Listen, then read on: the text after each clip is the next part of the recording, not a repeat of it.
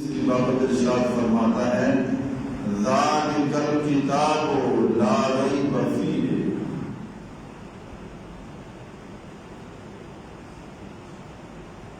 یہ وہ عظیم بلند رتبہ کتاب ہے جس میں شک کی کوئی گنجائش نہیں۔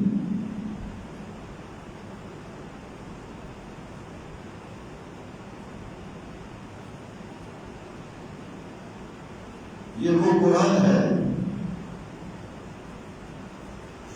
جس کی بابت اللہ جل مجدہ الکریم نے ارشاد فرماتے ہیں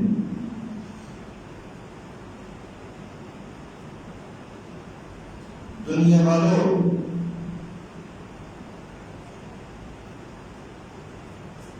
میں نے اپنے محبوب صلی اللہ علیہ وسلم کو سراپا ہدایت، سراپا معجزہ اور سراپا دلیل بنا کے دنیا میں مبعوث فرمایا ہے۔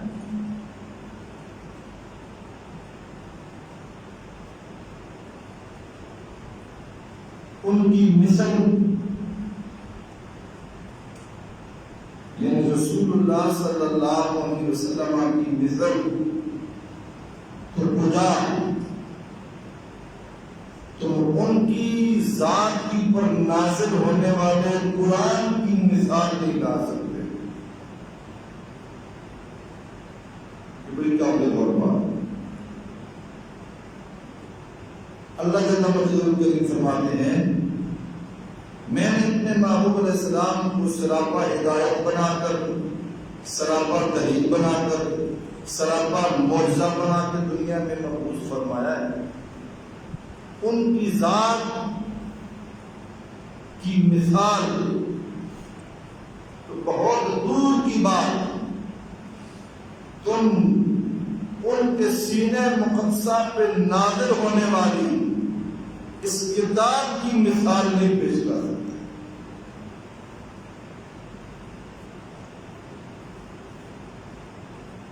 فرمایا وَإِن كُنتُمْ فِي رَيْبٍ مِّمَّا نَزَّلْنَا عَلَىٰ عَبْدِنَا، اگر تمہیں شک ہو جو کلام ہم نے اپنے محبوب علیہ السلام کی ذات اطہر پہ نازل فرمایا، ارشاد فرمایا تم اس کی مثل کو یہ کہ چھوٹی سی صورت پیش کرو،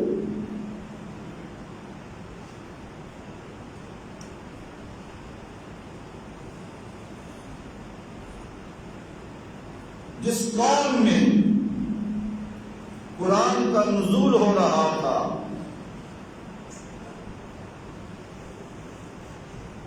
جن لوگوں میں قرآن کا نزول ہو رہا تھا، جس دور میں قرآن کا نزول ہو رہا تھا، وہ لوگ، وہ قوم بڑی قادر الکلام قوم، انہیں اپنی زبان پہ بڑا فخر تھا، بڑا ناز تھا اپنی زبان پہ۔ وہ اپنے جیسا کسی دوسرے کو ماننے کے لیے تیار نہیں تھے۔ وہ کہتے ہم صاحب کلام ہیں، بلاغت اور کلام کی وہ دنیا ہمیں عطا کی گئی ہے جو عام کسی اور کو نہیں ملی۔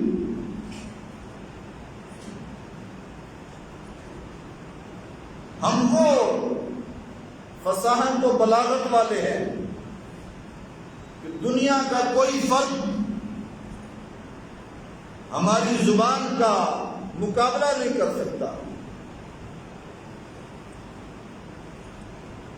اور جو اس زبان سے ناآشنا ہوتے ان کو وہ آدمی کہتے۔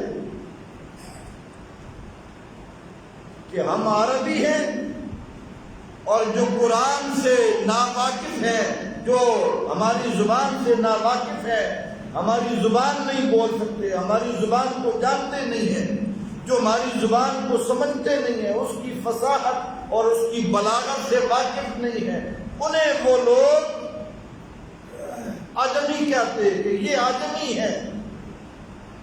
مانا کیا؟ گونگے، اپنے آپ کو وہ قادر الکلام کہتے، اپنے آپ کی زبان پہ فخر کرتے، ناز کرتے، بڑا ناز تھا انہیں اپنی زبان پہ، لیکن دوسروں کے بارے میں ان کا نظریہ، ان کا خیال کیا تھا کہ یہ عجمی ہے، کہ یہ گونگے ہیں، بول نہیں سکتے، جیسے ہماری بولی ہے، جو ہمارا کلام ہے، ہم وہ ہیں جو صاحب کلام ہیں، انہیں خبر نہیں۔ تو قرآن کا نزول اللہ نے اس دور میں فرمایا جب وہ لوگ اپنی زبان کے اوپر بڑے نازا تھے، بڑا فخر کرتے تھے، اس دور میں اللہ کا قرآن نازل ہوا، اور میرے رب نے قرآن کو نازل کر کے دنیا کو چیلنج کر دیا کہ اپنی زبان پہ فخر کرنے والوں، ناز کرنے والوں، اگر تمہیں شک ہو جس کو ہم نے اپنے محبوب کے سینے پہ، آپ کی ذات پہ نازل کیا ہے، اگر اس کلام میں تمہیں کوئی شک ہے، ایک مقام پہ فرمایا اس جیسی 10 صورتیں لے آؤ۔ کیا فرمایا؟ 12ویں پارہ میں یہ بات فرمائی، اگر تمہیں اس بات میں کوئی شک ہو تو اس جیسی ہم نے 114 صورتیں نازل کی ہیں، تم اس جیسی کوئی 10 صورتیں لے آؤ۔ وہ نہ لا سکے، پھر فرمایا فَأْتُوا بِسُورَةٍ، اس جیسی کوئی ایک صورت لے آؤ، اور کوئی چھوٹی سی صورت لے آؤ۔ سورہ بقرہ کی بات نہیں ہو رہی، سورہ یاسین کی بات نہیں ہو رہی، اس جیسے جو کلام منزل من اللہ ہے، اس جیسی کوئی ایک چھوٹی سی صورت لے آؤ۔ سورہ اخلاص کو دیکھ لو، سورہ کوثر کو دیکھ لو، سورہ فلق کو دیکھ لو، سورہ علق کو دیکھ لو، سورہ ناس کو دیکھ لو۔ قرآن نے چیلنج کیا،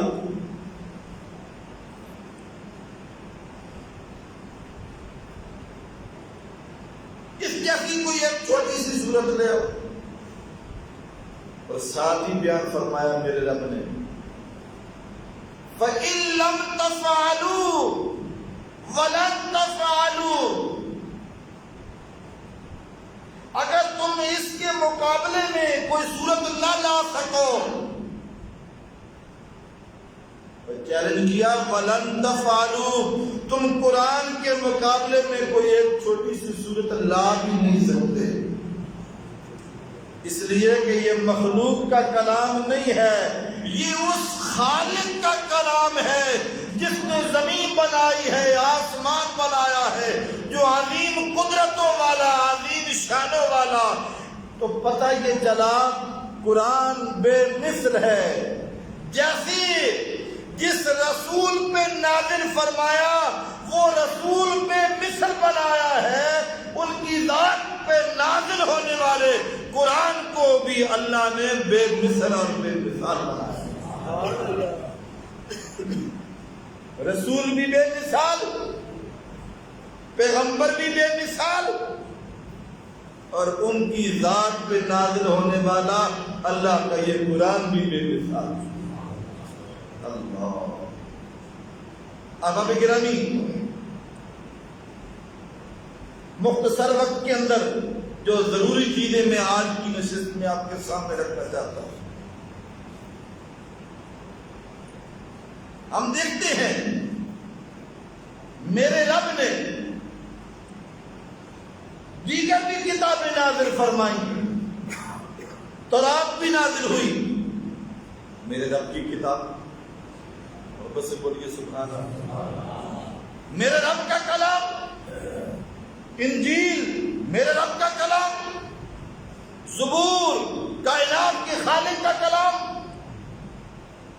اللہ نے تورات نازل فرمائی، انجیل نازل فرمائی، زبور نازل فرمائی، صحائف آسمانیہ نازل ہوئے، مگر ان ساری کتابوں کا سردار اگر اس کتاب کو بنایا تو رب نے اس قرآن کو بنایا. محبت سے بولیے سبحان اللہ. جیسے رسول امام الانبیاء، نبی آخر الزمان، سارے رسولوں کے سردار بن کے آئے، اسی طرح آپ کے اوپر نازل ہونے والا یہ قرآن بھی ساری کتابوں کی سردار بن کے آئے. ہم دیکھتے ہیں وہ ساری کتابیں، تورات ہو، انجیل ہو، زبور ہو، کوئی بھی کتاب منزل من اللہ ہونے کے باوجود اپنی اصلی صورت کے اندر آج دنیا کے اندر کسی کے پاس موجود نہیں. اصلی صورت جس کیفیت میں اللہ نے نازل کی تھی، اس کیفیت کے ساتھ بغیر کسی تبدیلی کے وہ کوئی بھی کتاب، تورات ہو، انجیل ہو، زبور ہو، کوئی بھی کتاب اپنی اصلی صورت کے اندر آج دنیا کے اندر کہیں موجود بولیے نہیں ہے. یہ اعزاز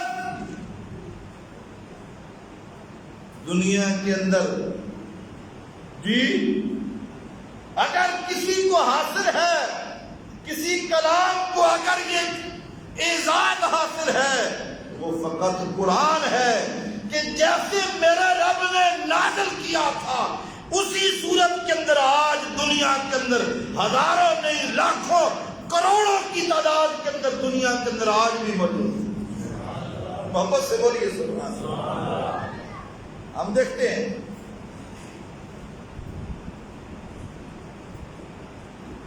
جتنی بھی کتابیں نازل ہوئیں، تورات، انجیل، زبور، صحائف آسمانیہ یا کوئی دوسری اور کتاب، اس کا حفظ، اس کا یاد کرنا، اس کو اپنے دل و دماغ میں محفوظ کرنا،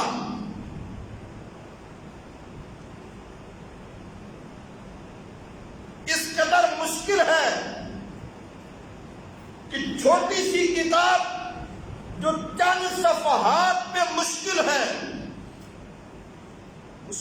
کہ اس کا حفظ ہو.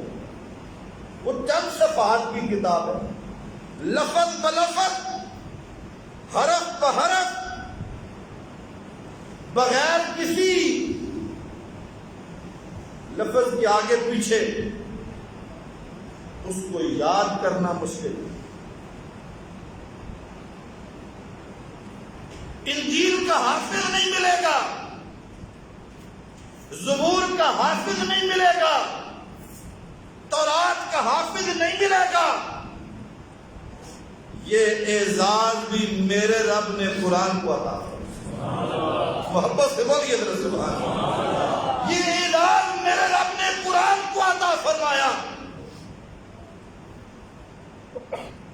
جہاں لاکھوں کروڑوں کی تعداد کے اندر اس کے اصل نسخے موجود، وہاں پہ اسے اپنے سینے کے اندر محفوظ کرنے والے لاکھوں نہیں، کروڑوں کی تعداد کے اندر قرآن کے حافظ موجود ہیں.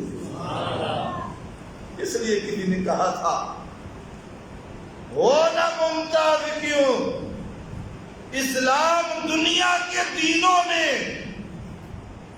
ہو نہ ممتاز کیوں اسلام دنیا کے دینوں میں، وہاں مذہب کتابوں میں، یہاں قرآن سینوں میں۔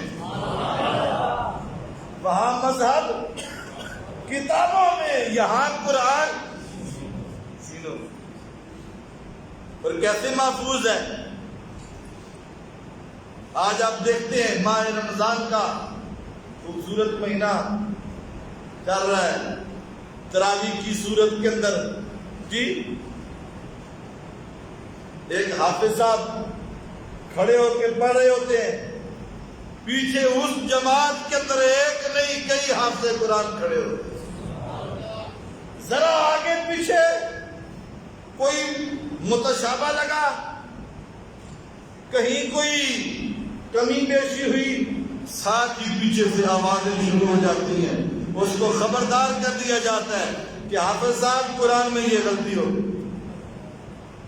یہ اعزاز اگر حاصل ہے تو دنیا کے اندر کسی اور کتاب کو یہ اعزاز حاصل نہیں ہے جو اعزاز اللہ نے قرآن کو عطا فرمایا۔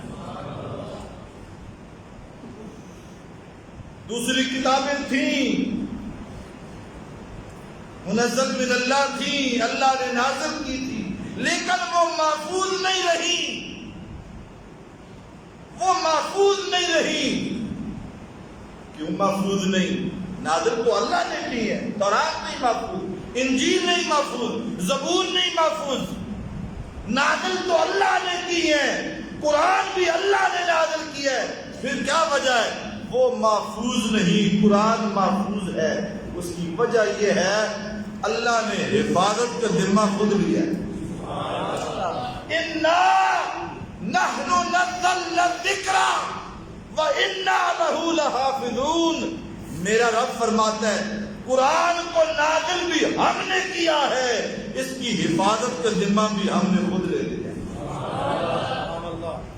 اس کی حفاظت کا ذمہ ہم نے خود لیا۔ احباب گرامی، بہت ساری چیزیں تھیں آج کے بیان کے لیے، مگر میں اور اختصار کے ساتھ دو چند منٹ کے اندر میں آپ کے سامنے رکھنا چاہتا ہوں۔ دنیا کے اندر کوئی زبان ہو، کوئی بیان ہو، کوئی پیغام ہو، کوئی کتاب ایسی نہیں دیکھی، نہیں سنی، اس کو ایک دفعہ پڑھیں، دو دفعہ پڑھیں، تین دفعہ پڑھیں، چند بار پڑھنے کے بعد پھر اس کو دوبارہ پڑھنے کا جی نہیں کرے گا، دوبارہ پڑھنے کو جی نہیں کرے گا۔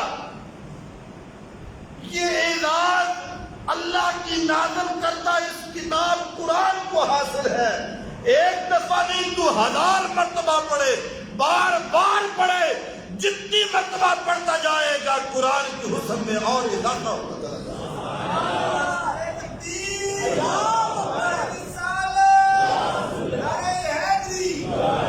احباب گرامی، اللہ کے محبوب علیہ السلام نے فرمایا ہر چیز کا ایک حسن ہوتا، قرآن کا حسن سورہ رحمان، ہر چیز کا فرمایا ایک دل ہوتا ہے، فرمایا قرآن کا دل سورہ یاسین، جو ایک مرتبہ پڑھتا ہے میرا رب اسے 10 قرآن پڑھنے کا ثواب اور اجر عطا کرتا ہے۔ اللہ کے نبی علیہ السلام نے فرمایا دنیا والوں، جیسے لوہے پہ زنگ لگ جاتا ہے، جیسے لوہے پہ زنگ لگ جاتا ہے، لوہا زنگ آلود ہو جاتا ہے، فرمایا کہ ایسے ہی تمہارے غلط اعمال کی بدولت، تمہاری کمزوریوں کوتاہیوں کی وجہ سے تمہارے دل زنگ آلود ہو جاتے ہیں۔ صحابہ نے عرض کیا آقا، ان کو سیکل کرنے کا، صفائی کرنے کا، ان کی تنظیف دل صاف ہو جائے کیسے ہوگی؟ فرمایا ان کی صفائی کثرت ذکر موت سے ہوگی کہ تم اپنی موت کو زیادہ کرو، تمہارے دلوں کی صفائی ہو جائے گی۔ فرمایا کثرت تلاوت القرآن، تم قرآن کی زیادہ تلاوت کیا کرو، تمہارے دلوں کی صفائی ہو جائے گی۔ پھر نبی رحمت علیہ الصلوۃ والتسلیم نے ارشاد فرمایا حسن القرآن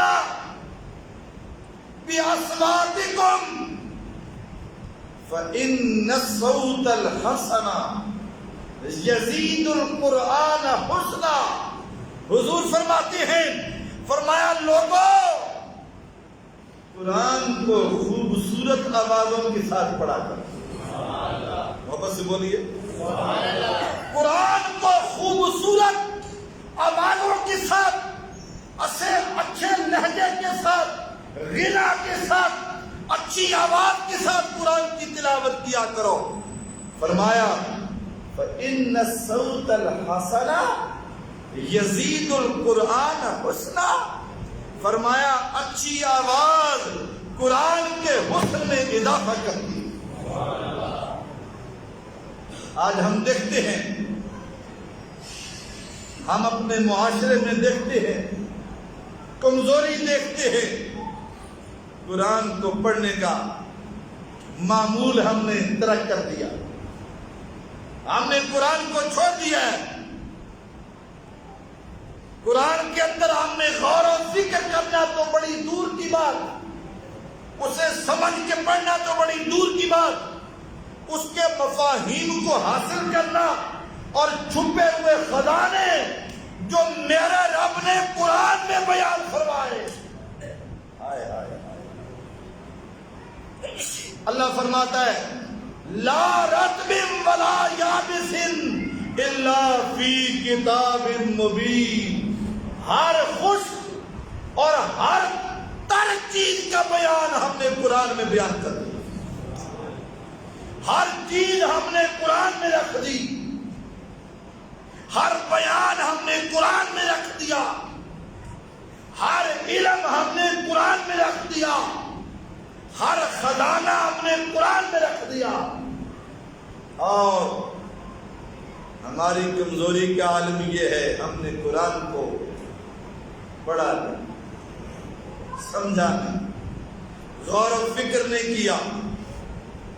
حدیث پاک میں آتا ہے حضرت عبداللہ ابن عباس رضی اللہ تعالیٰ عنہ، جو قرآن کے بڑے ماہر، قرآن کے علوم و معارف سے آگاہ، آپ بیان فرماتے ہیں ہمیں اللہ نے وہ دولت قرآن عطا فرمائی ہے، اگر میرے اونٹ کی رسی وہ بھی گم ہو جائے، ہم دائیں بائیں نہیں، ہم قرآن سے آ کے ڈھونڈ لیں گے، قرآن ہمیں بتائے گا۔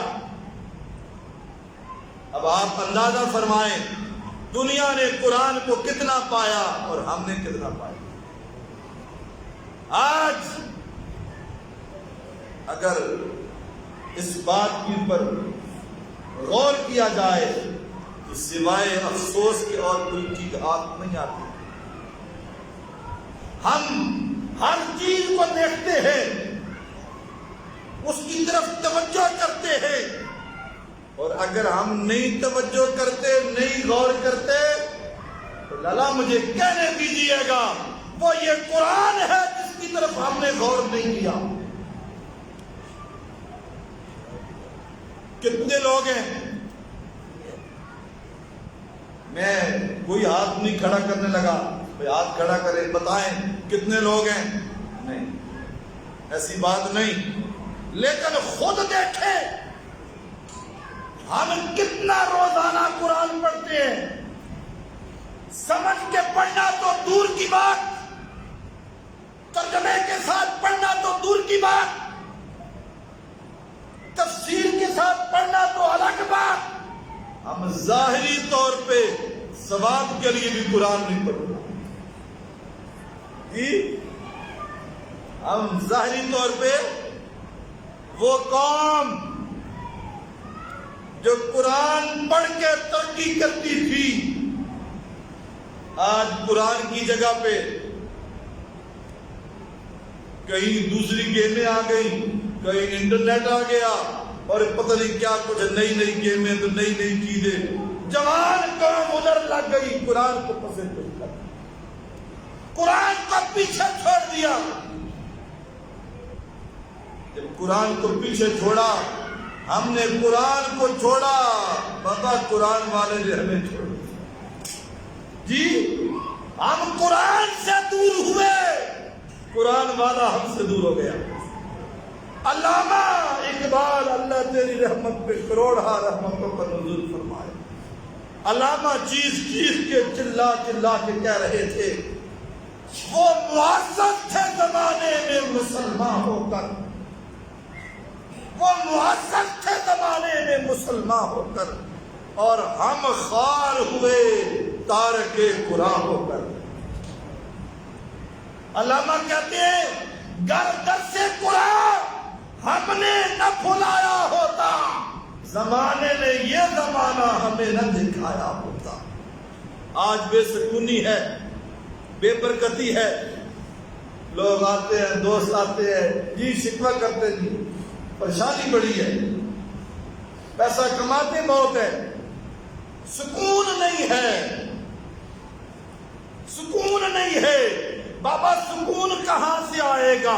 نماز ہم نے نہیں پڑھنی، قرآن ہم نے نہیں پڑھنا، جس میں سکون تھا، جس میں اطمینان قلب تھا۔